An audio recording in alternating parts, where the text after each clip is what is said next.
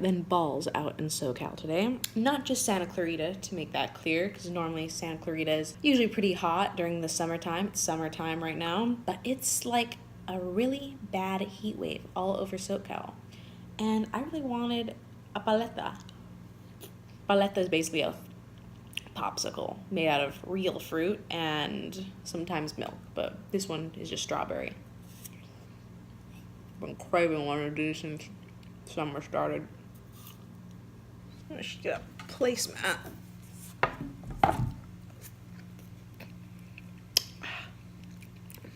These things are so bomb. If there are any Mexicans watching right here, you'll appreciate this. Or hate me.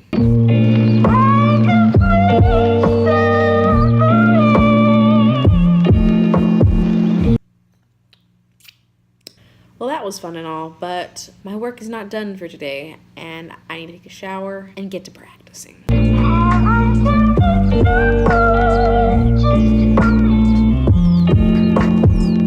Now that I'm all freshly showered and clean, I'm gonna get to practicing. So I got a suggestion in the comments asking about what kind of practice habits that I have, how do I practice for something that I'm working on. And so I figured I'd take the time in this vlog to show you guys a little bit of how I practice. So I am currently working on, let me grab the piece here.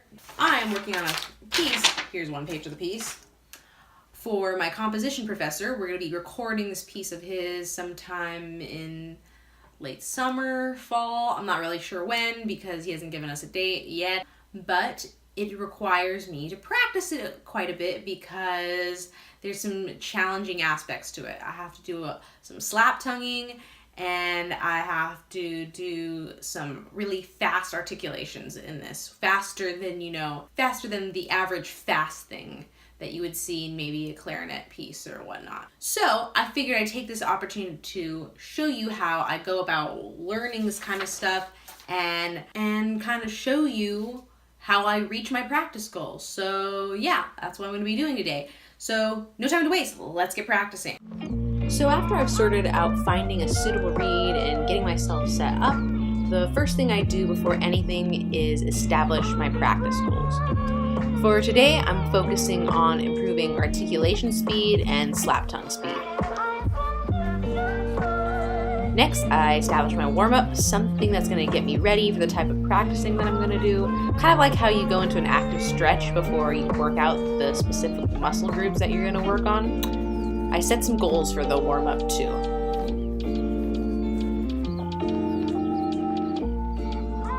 And then I write down exactly what I intend to do to get my practice goals. For me, to achieve speed goals, repeating things a lot of times at the slower tempos helps me out a lot. So I set a number of times I want to play things at each tempo.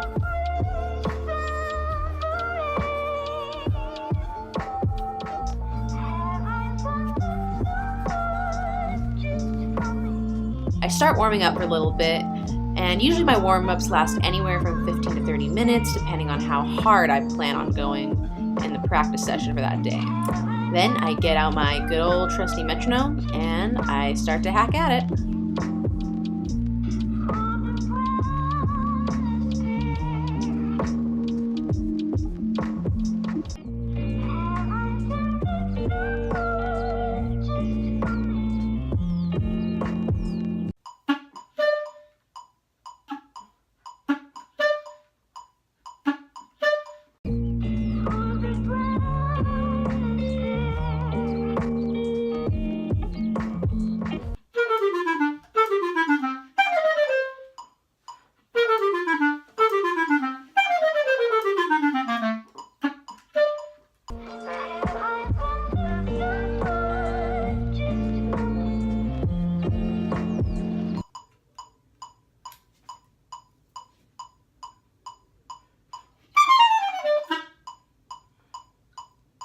That one.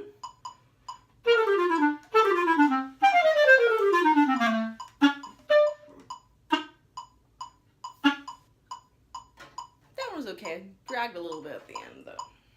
Now I'm going to move on to the slap tongue portion.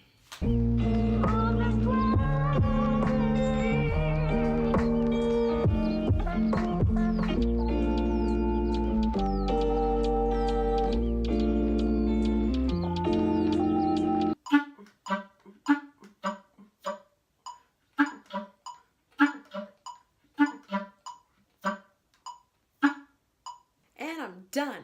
So that was me practicing for the day. So yeah, that was kind of my little practice session, or how I worked on it. Another really important thing that I do after my practice session is kind of just assess how it went. What did I learn? Did things go as planned? What worked? What didn't? Because not everything works in the practice session, you come up with a strategy first, you go for it. If it works, then great. Then you just keep working on it as you've planned, as you kind of set that at least initial first plan. And if it doesn't, then you kind of have to see what went wrong. And in this particular practice session, some things worked, some things didn't. With the tonguing goals, I did pretty good on that first little lick, the one that's like the intro at the very beginning. With the other articulation excerpt, it was a little bit harder to get to my goal of quarter note equals 138 with it all cleanly tongued. The beginning parts were okay, but it starts to drag at the end, which I just feel this, when I notice the timing starts to get off, it's not good for me. And so something I learned from that, maybe I'm just not ready to hit 138 yet. That's not to say I won't go for it, but I need to approach increasing the tempo in a different way. Maybe I need to get just a lot more solid at some of the tempos closer to it. Like maybe it needs to be much more secure at 132 or 126. Maybe I just need to build tongue strength. So yeah, so with that particular one, I'm going to go into practicing that little excerpt next time with a different strategy. And then as for the slap tongue, I'm a little more forgiving with myself for this one, because it's not just a matter of me practicing it right. It's learning a completely different skill that I'm not used to doing.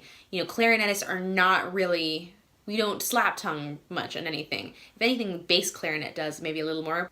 But the instrumentation and the reed size itself is a little more equipped to handle slap tongue, because it makes a bigger sound when the reed is sealed against the mouthpiece, and then you hear that pop a little bit better than you do on clarinet.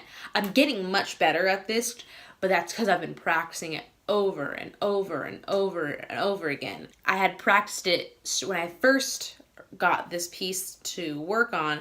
I had been practicing slap tonguing for like at least a month and a half straight, and it was nowhere near the results I was getting right now.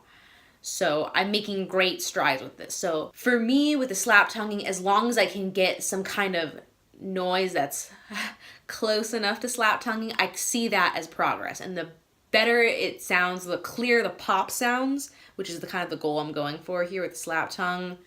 After that, I'll feel like I've accomplished a little bit more.